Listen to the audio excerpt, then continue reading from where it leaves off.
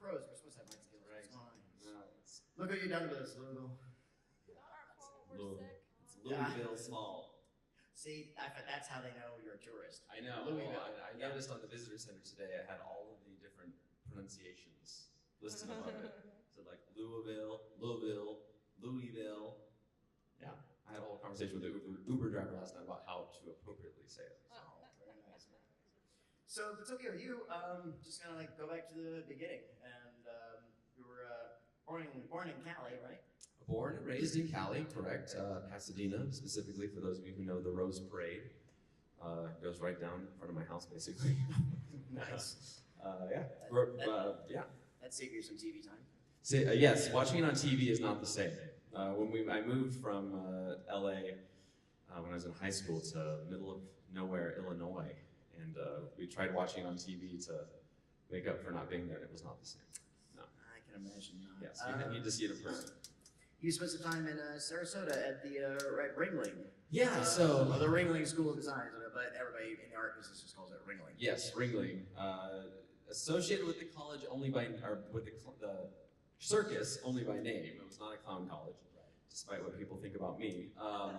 Which is confusing because the Ringling Clown College is in there. Florida. Yes, yeah. And the Ringling Brothers Circus, that was their winter training grounds, was in Sarasota. So, but yeah, John Ringling was an art fan. He decided to start an art school along with an art museum, and that's where this school came about. So yeah, after moving to Illinois, I went to school in Florida, Sarasota, for 4 years, earned my Bachelor of Fine Arts degree in illustration. And from there, I got a job at Hallmark Greeting Cards in Kansas City, Missouri. How did that come about? Because that's something that you see them all the time, and it's something you never really think about. Like, how does the greeting card? I promise we'll get to Mickey Mouse soon, but I want to go down this rabbit hole if that's okay with you. Yeah, how do you get a gig like that? And did you have a specialty? Not necessarily a specialty at the time. So what many people don't know is Hallmark is a huge corporation that employs a ton of artists and writers, sculptors even. So they have a whole several creative departments dedicated to producing their products. So there's an entire illustration department, one of the largest in the country actually. There's a whole design department. There's a writing department. There's keepsake ornament sculpting department. So when I was in school, they decided that a lot of artists they had currently working for them were approaching retirement age, so they needed to bring up a new crop of artists. Specifically in the cutes department. Yes, that was a department. So I participated in a workshop for a week. Well, it doesn't matter what the profession is, you've just been cute, haven't you? Yeah, no, it had nothing to do with my talent. So I submitted a headshot, and they were like, "You're cute, come on in." Yeah, so, right? No, not enough people laughed at that. I don't know if that's a good or a bad thing. It's early. I'm referring to my looks. Anyway, now I do voiceover, so it doesn't matter what I look like. But yeah, so there was a cutes workshop. They had some people come down and teach what it was that made Hallmark special as, compared to other greeting card companies. Yeah, they trained us in their ways, and then there was I keep wanting to say auditions, but there was, what's it called, a real job? You don't audition, you apply. Thank you. There was an application process, I applied. I've been in the entertainment industry way too long. You had a portfolio. I had a portfolio, yeah. So, but they offered me a job, and it was a great job. It was essentially my grad school. So I worked there for 5 years after school, learned from some amazing, talented artists, and the Mickey thing came about, and that's the only reason I left. I really thought I'd be there for the rest of my career. Yeah. I had aspirations of staying there and growing within the company. So, is there a card you worked on that you is a particular favorite of yours that you recall? Wow, this one still makes me tear up. I don't know. I mean, the thing as an illustrator and designer is you never wrote the cards. So you just did the illustrations. And there was a time where we did the drawings. It was just kind of like, let's say Christmas. We're working on Christmas now for 2 months. So you just came up with whatever Christmas designs you could think of. And when do you work on Christmas stuff? Like in July. June? Yeah. Yeah, it took me a while afterwards to get used to seasons coming when they actually happened. I remember my birthday's in September, and I'm trying to think how this story went, but my supervisor took me out for lunch on my birthday, and it was this restaurant/store, and they had just set up Halloween decorations for the approaching Halloween season. And I said to her, I was like, why do they still have Halloween decorations up? That was like over months ago, because we had worked on Halloween months ago. Yeah. And she was like, Halloween hasn't happened yet. Oh, okay, yeah. I forgot we live in our world. Yes, our world. The Hallmark. Our Hallmark Planet world. Earth Hallmark. And I don't have a particular card I remember as being a favorite, but I did have my one time hand modeling was while at Hallmark for a card. And it was actually a controversial card that ended up getting pulled. But I was holding a glass of wine. I had 2 glasses of wine in my hand, and the copy said, "Excuse me, would you care for a glass of liquid clothes remover?" Racy, right? And some people in Louisville didn't like it, and so they had it pulled from the shelves. Oh. It's too risque. Was memorable. So, all right, so you're doing that, and how on earth does the bounce to voice acting occur?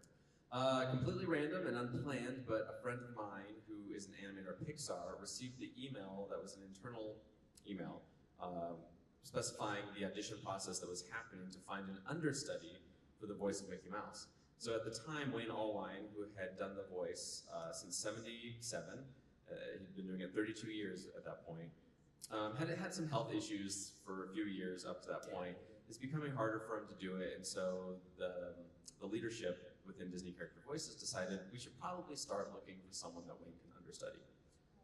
That's when the audition process came into play, which I received all the info on, and I had just been a Disney fan my entire life. I learned to draw by drawing Mickey. I grew up, miles away from the Walt Disney Studios. I just would beg my parents just to drive past it. I just wanted to circle the gates and look at it, see the water tower there. I even wrote, I remember I was probably 6 or 7, I wrote into the studio and I said, can I just deliver coffee and sharpen pencils for the animators? I just want to learn.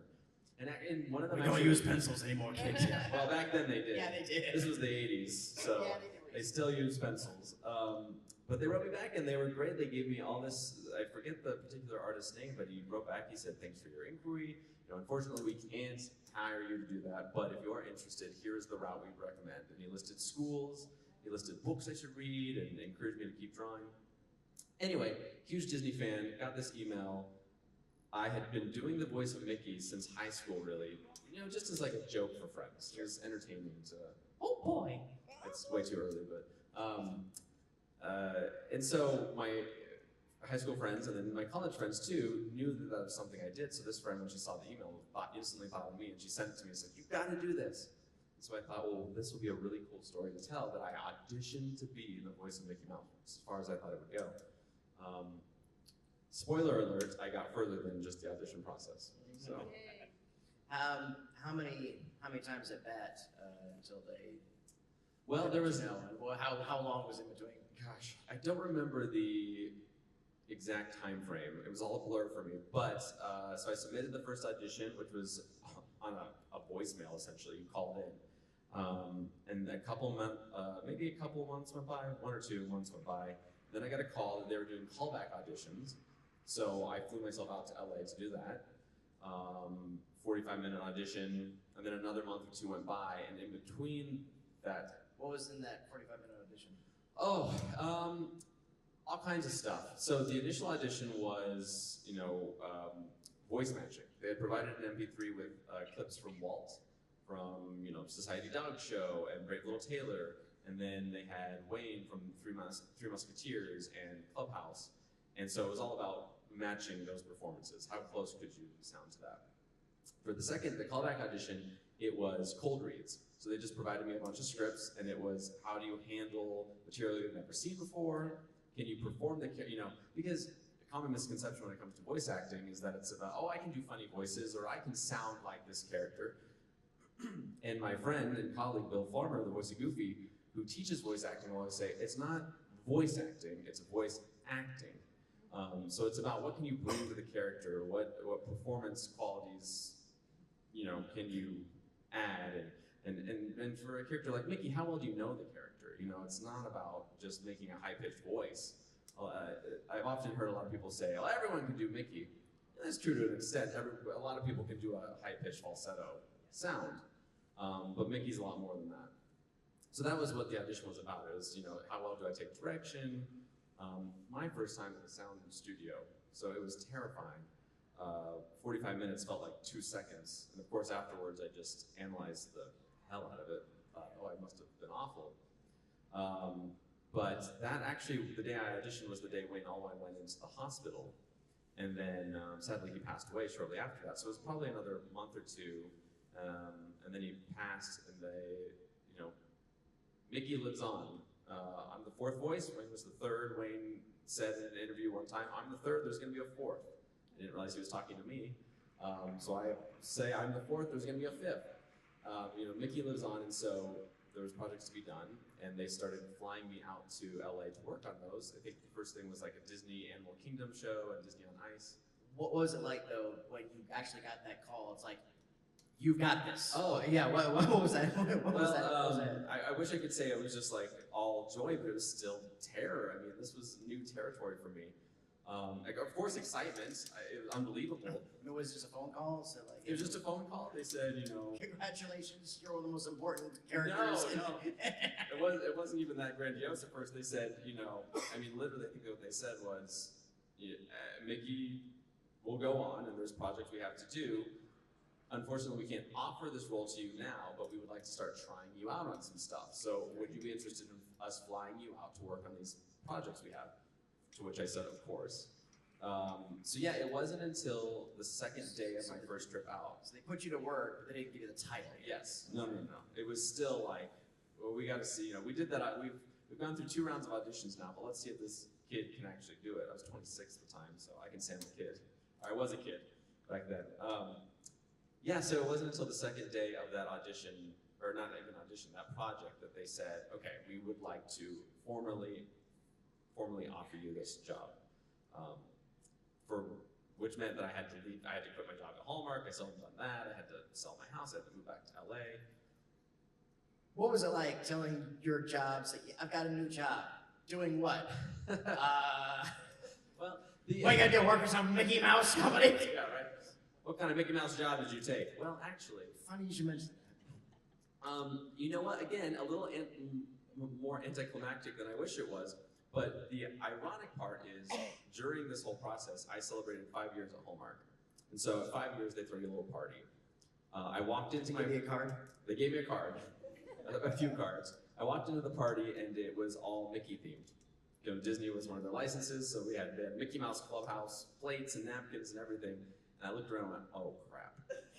Because I still hadn't told them. I knew that I was taking this job, but see, I still had to sell my house. Like, it was a lengthy process, so I was like, I'm just gonna wait and, you know, keep this salaried job and benefits as long as I can. So yeah, that was funny, and I remember my manager at the time giving a speech saying, 5 years is when you know you're in it for the long haul. We're so excited to see what you have in store for the next 5 years. And I'm thinking, maybe like 5 days, 5 weeks maybe? I don't know. And then when I sat down I asked for a meeting and told him, he really was just kind of like, oh, well, that's cool. Okay, thanks so much for letting me know. I was like, you're not going to try to get me to stay, or you're not going to tell me how cool you think that is? So, just kind of flat. I think, you know, people didn't really know which is, I'm learning, is not all that uncommon. People don't really know what goes into it. When you say, I'm going to be the voice of Mickey Mouse, or even when people introduce me as, this is Bret, the voice of Mickey Mouse, a lot of times people go, oh, cool. Mickey talks? Like, what's Mickey say? I was like, well, what doesn't he say, and what don't I work on? Like, I didn't know initially what types of things I'd be working on, but I've come to learn, like, there's so many projects. So I think it's just a matter of understanding. Not that they weren't excited for me, but they probably just didn't know. Yeah. Now, a few months after I had taken the job, they asked me back, and I gave a whole presentation to the creative department on what it was like. They were all super excited and supportive of me, but it took some time to sink in. They even threw me a goodbye party, and everyone made custom Mickey ears, so that's pretty cute. Now every new person that comes on in, hey, you know who used to work here? Yeah. Mickey Mouse. You know whose booth this used to be? I doubt they care. So what was the first actual, the first time they really put you in the saddle and said, okay, let's roll this? Probably Disney on Ice. I think it was Disney on Ice Celebrations. The first thing I technically did was a little show for Animal Kingdom, but Wayne had already done it, and it was just a matter of they had added a few more lines, and so it was really like, copy what Wayne did and then add these few lines, which is great when you're starting out. It's like the best case scenario to learn like that. But Disney on Ice was the first thing that was like all original content for me. And Disney on Ice shows are, if you've ever been, they're like hour-long or 2-hour-long productions. So it's usually about, between 4 and 6 hours of recording for one of those shows. So they really put me through the paces on that. And it's high energy, it's filling the arena, which is just loud talking and big performance. So that was the real first gig. When I finally got to do a TV show for Mickey Mouse Clubhouse season 4 and 5, that was a whole other learning curve because this is a different process, and TV was a big deal. So, wow, and you've been trucking along ever since. Yeah, it's trying to. They've seems like Kingdom Hearts seems like definitely they love having you in the video game role, which is Kingdom what? I don't know if I know that, but cool. Sounds great. Yeah, Kingdom Hearts is an intimidating project to be a part of because the fan base is extreme, and somebody who is awful at video games. Of course, was aware of Kingdom Hearts, but I've never played it. I get motion sick if I try to play anything past Super Mario Brothers. So, but it's Kingdom Hearts is great because it's just a fun universe to play in for a character like Mickey, who's the leader of the club. He's happy-go-lucky. He's adventurous. But Mickey's got a spunky side that he doesn't always get to share. And Kingdom Hearts let him be a little bit more. Are we recording any of this? No. Okay, he's a little bit more of a badass. He's a badass in that game. He gets to, kick butt and play with a keyblade. Which again, if you look at the original Walt stuff, there was a little bit of salt in Mickey's sugar. Mm-hmm. And there's a big public perception that he is an overly sugary sort of character. So, no, there were some early stuff. No, the true Mickey, Mickey was Walt and Walt was Mickey, and Walt was a feisty guy. He was a passionate, creative, adventurous spirit, and I think Mickey embodies that same thing. But it's tough because he is a corporate symbol at the same time, and I think there's a misunderstanding when it comes to Mickey sometimes within the corporate sphere. And the hardest part for anyone in the creative element of the Disney company is trying to figure out how best to portray Mickey with all of his qualities, but still hold true to him being this corporate ambassador, this goodwill ambassador. It's tricky, and not everybody understands it. So that's something that I run into a lot as the performer behind the voice, is that, I'll work on some great content, but I find myself just being like, I just wish for once he didn't have to forgive Pete so easily. Because he is such a jerk sometimes. And Mickey's always like, it's okay, pal. I'm like, no, it's not. It's not okay. Like, just take 3 episodes where we banish him to the junkyard, and we'll find you later. So There's a cartoon voice acting and announcing acting is definitely one thing, but video game voice acting is a very unique set of challenges. yes. That a lot of people don't realize, Yeah. and it's a lot longer and everything else. And again, you were brand new to all of this. Yeah. So what was that? We were like, is this what it's always going to be like? I think my naivete, however you say that, worked to my advantage in that every time I was approached with a new type of project was my first, and so I was just learning trial by fire, really. Video games were different to me because you had to do all these battle sounds or falling sounds. Epic Mickey, I can't tell you how many falling takes we did, or punches and stuff. It's how many ways can you make a punch sound? Kingdom Hearts was different in that we don't necessarily, when we're working Kingdom Hearts, we don't do it linear like we would a TV show. So that's one of the misconceptions when fans come to us and say, what's happening in the story? Bill Farmer and I will often be like, we have no idea. Because I'll go in and I'll do stuff that's like the end scene, and then I'm doing the middle scene, and then I'm doing a few cut scenes, and I'm doing noises, and I'm like, I don't know who's dead, who's alive, I don't know what's happening. The other thing is, it's all Kingdom Hearts are done in Japan first with the Japanese actors, which is totally reversed from any other thing we do. Typically, when we work on a project, we start it here, and then it's sent around the world and redubbed in whatever language. But for this instance, we get the Japanese back, And it's, except for Kingdom Hearts 3, all the other previous ones were already, they're animated to the Japanese. And so we were tasked with filling in the English to fit the lip flap of the Japanese as closely as possible. They didn't reanimate. Wow. For Kingdom Hearts 3, it's my understanding that they were completely reanimated, but you still have time restrictions in that, they've already animated the scene, and so you've got to kind of fill the gaps.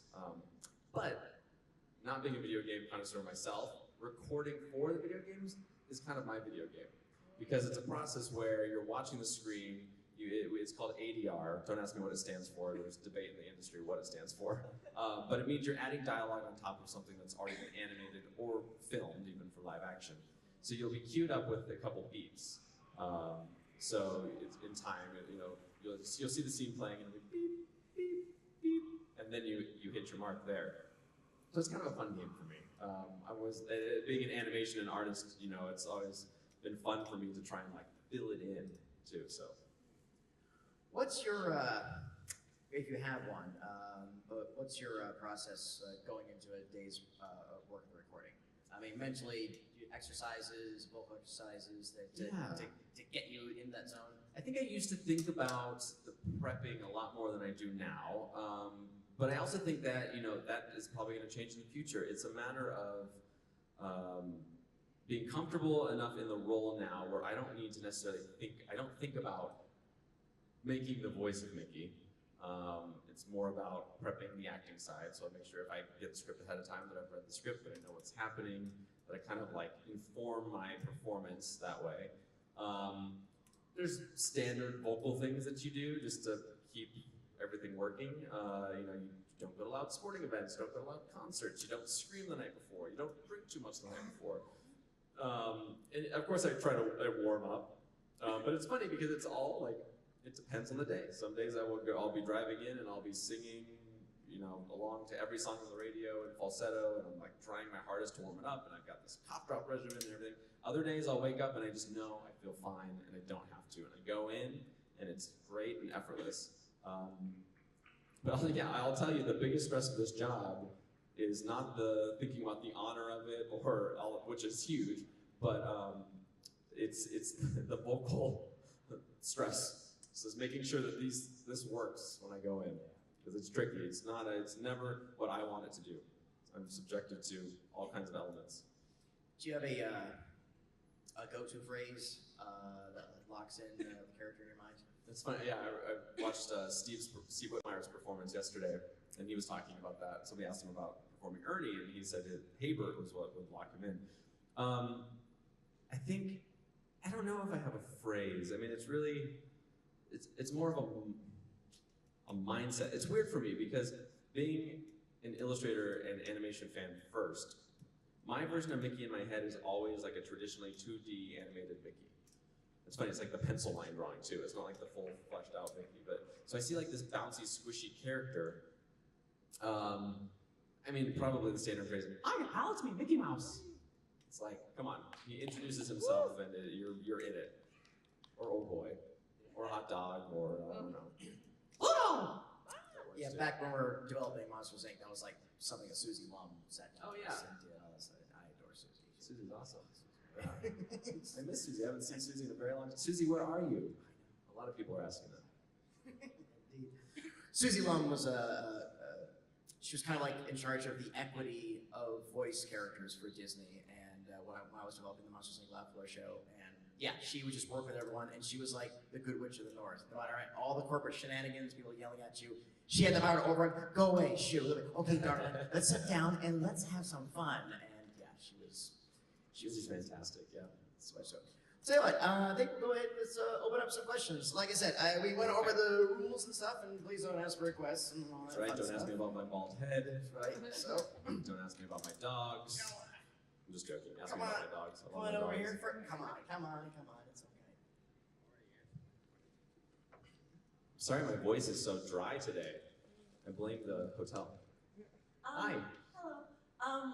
You said your childhood dream was to be an animator. How does your knowledge of animation help you prepare for your voice acting? You know the other side of the process as well. That's an awesome question I've actually never been asked before. Thank you. Yeah, so it helps me in that like kind of going back to what I was saying about locking in the character, when I'm reading a script, I really picture it like an animated show. I think about like how I would storyboard it out. So for me, it's sometimes more about the visual acting than it is even is the acting, in my mind at least, how it's informing me. So it's a great help that I know the process. And you know, I often even sit on when I'm standing there, I will doodle Mickey in different facial expressions depending on the scene that I'm reading too. So it's very helpful. Yeah, thanks. Hi. I have a question about how long did it take you to master or get the voice of Mickey down pat? Ooh, you know, I would say that in some ways I'm still learning to master it. I think it's probably going to be a process for the rest of my career. I would think. But you know, I think like as a kid, my favorite thing to do was listen to Disney soundtracks. Fantasmic being one of them, and that has a slew of Disney voices in it, character voices. And so I would impersonate a lot of those characters. Mickey Mouse was the one that just really stuck for me. Like I remember there's some tonal quality that made me think, I think I kind of sound like him. So yeah, I was, you know, just kind of doing fun, silly impressions for years. I couldn't even tell you how long. But then it really was like when I took this job in 2009, I'd say probably, so far, probably half of my career has been spent just like focusing on getting that voice. And it's funny, Bill Farmer one time said to me, do you feel like you're thinking about performing the voice? I said, yeah. And he goes, in a few years, that's gonna pass, and you won't think about making the sound, you're just gonna think about the character. And at the time, I remember thinking like, yeah, right. I'm so paranoid every time I go in, like, will it come out today? But it's true, I don't think about, like I said earlier, I don't think about that anymore. So I think, yeah, I don't know if I can give you a number, but I'd say a very long time, and I probably will still always think about it. All right, thank you. Yeah. Thank you. Hi, I'm Kathy. Hi, Kathy. I have a question about Epic Mickey. Was it true that you were originally going to voice Oswald before the role was handed over to Frank Welker, and did you know who Oswald was before the game? If it was true that I was going to voice Oswald, I was not made aware of that. Nobody ever asked me to voice Oswald. As far as I know, Frank was always kind of the first choice for that role. I'm pretty close with the vocal director who worked with us on that game, and she, I think, was the one who said, Frank Welker would be perfect for this, which he's so talented, it was a perfect fit. Was I aware of Oswald? Yes, because again, I've been such a Disney fan my whole life. Every book report I ever did in elementary school was about Walt, so of course I knew who Oswald was. Yeah, and it was fun to be part of that game where they finally, like these two brothers got to play together. It was fun. All right, thank you. Yeah. Thank you. Hello, Hi. Greg. How's it going? Hi, Greg. I might be wrong here, but it shows that you were the voice actor for the Kingdom Hearts Mickeys. I was starting with Birth by Sleep, I believe was the first one I did. So you didn't do the first one. No, Wayne Allwine did the Kingdom Hearts 1 and 2. So then when he passed away in 2009 is when I took over, and I think we did Birth by Sleep, I think it was like 2010? I don't know, somebody have to. Okay, awesome.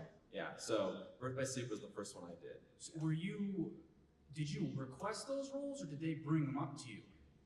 They brought them up to me because as, you know, so when I was cast as the official voice of Mickey Mouse, meaning anytime there's a Mickey project, I get called. So I'm in LA waiting for the call for the schedule to come out where they'll say, today we're recording Kingdom Hearts. On Tuesday, we're gonna record a show for Paris Disneyland. On Wednesday, we're gonna record Mickey and the Roadster Racers.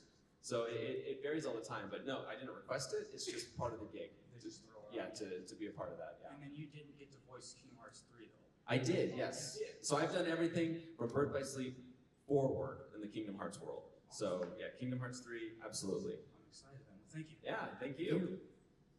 Yeah, we're excited too. It was a long time coming, but we finished recording on that, I want to say last month or 2 months ago. Can you tell us all about it? Yes, I will. Okay, for this crowd only, as long as nobody's videotaping, I will give you a spoiler. But you have to promise you won't tell anyone. Promise? Okay. Mickey Mouse is in Kingdom Hearts 3. I knew it. He plays King Mickey. You're welcome. That's all I remember. To me, Mickey Mouse there are like two different Mickey Mouses. One that's in cartoons, the other in Kingdom Hearts. Do you think there's a different mindset into voicing King Mickey versus the cartoons? Yeah, there is a little bit. You know, Mickey himself is an actor, which is funny as an actor playing an actor, but he can morph into so many different roles. So when I approached Kingdom Hearts, you know, I of course watched whatever I could of Wayne's performances in Kingdom Hearts, and saw that he approached it a little bit different. Mickey is a very authoritative leader. He is aware of his status in that world, and he's protective in a way that's different than just protecting his pals. He's like there to fight. So yeah, it's I hate to say aggressive, but it's a little bit more of an aggressive Mickey. I just kind of, I imagine, you know, like, if I was in that situation and the Heartless were coming after me, like, what would I have to do to you know, it's different than dealing with a buffoon like Pete. So, yeah, there's a different approach for sure. Thank you. Thanks for Thank the you. question. Hi, I didn't introduce myself first one. Hi, I'm Alyssa. Hi, And Alyssa. Second question I have is, you try to copy Wayne and Disney as much as you can, but how much customizations are you like allowed to have? Like, You know, I don't think it's so much about the allowance of the customizations. The, you know, any voice actor will tell you, especially when you're doing a legacy character like this, is innately you take on parts of the character and the character takes on parts of you. That's not to say that I'm trying to inform, I'm not trying to make Mickey my own version. Mickey is Mickey, and I want to be as true to Walt's version as possible. Jimmy McDonald, who was the second voice, was quoted in an interview and told Wayne, when Wayne took over the role, he said, "Remember, kid, you're only filling in for the boss." And that was the thing. Jimmy took over as the voice of Mickey only because Walt got so busy. He one day literally said, "I'm too busy, call Jimmy." And Jimmy was a sound effects guy at the studio, and so he just kind of took over voicing Mickey. So it's this mindset of, you know, I don't own Mickey at all. Mickey's not mine. I'm Mickey number 4. There will be a Mickey number 5. I'm playing a very small part in keeping this character alive. And so I hope that I am doing the character justice by just preserving what is already Mickey. You know, what we know of Mickey from what Walt created. That's not to say that, you know, I'm sure parts of my personality probably start to weave in there a little bit. I think Wayne really informed a lot of the character, because each of us are going to be approached with projects that have never been done before. So, you know, you have to kind of take what you know of the character and then inform it with what you know would be fitting for him moving forward. So it's a little symbiotic in a way. I think you've done the character justice. Oh, thank you. Sorry. Very Hi, kind. I'm Megan. Hi, Megan. Good to see you again. Oh, good to see you too. I was wondering, what was it like meeting Tetsuya Nomura, and what has Kingdom Hearts taught you while doing Kingdom Hearts? Well, I don't think I ever got to meet them. Oh, you know. No, you know, when we work on these projects, we're in a studio in Burbank, and a lot of times they're all on the phone, and it's hard to know who's there. I don't speak Japanese, so there's always a translator there who's essentially telling me what's happening. But it's been the biggest takeaway I've had from Kingdom Hearts is to see how much attention to detail and how much care they really put into these games. Square Enix really is devoted to making this the best thing that they can, respecting the whole Disney universe, but then bringing in their own flavor. So it's a pretty cool thing to be a part of, yeah. Awesome, thank you. The fact that the fans love it so much is also really cool. Awesome, thank you so much. Yeah, thank you. Thank you, thank you. We can take one more if somebody wants to. We'll even take a hand. Going once, going twice. What kind of social media outlets can we follow you on that we don't already? Oh, I am awful at social media, but the one place you can find me is Instagram because I like pictures. So Bret Iwan VO is where you'll find me on Instagram. Awesome. I will try to post to it more often. I don't post to it, but follow me because I'd love to be verified. Right now, Instagram doesn't believe me. No. Well, 1,600 followers doesn't get you verified. They're like, who is this guy? What do you say, Louisville? Let's spread the good word of Bret Iwan. What do you say? Appreciate it. Thank you, And I guys. just want to say, you know, I've sat with Tony, and I've sat with Bill, and I was sat with you. So I can now say I've shared the stage with Donald, Goofy, and Mickey. This has been a pleasure. Thank you, brother. I'm sorry, That's wrong my hand, sorry. No problem. Hey, Bret Iwan,